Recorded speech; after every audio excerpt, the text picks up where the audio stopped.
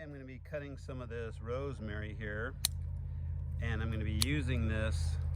I'll pick these up in a second. I'll be using this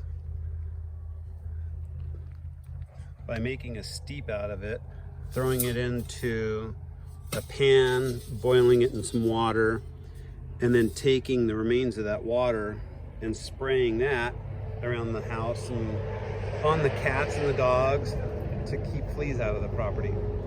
We live up against the mountains and we've got a lot of empty land behind us, so we get a ton of animals and bugs and all that other stuff. So rosemary steeped makes a good deterrent for fleas in your house.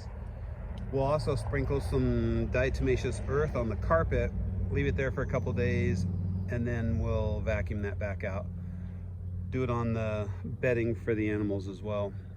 That helps break down any fleas, any ants, any ticks, breaks down the outside and gets rid of them, dries them out. So that is today's project.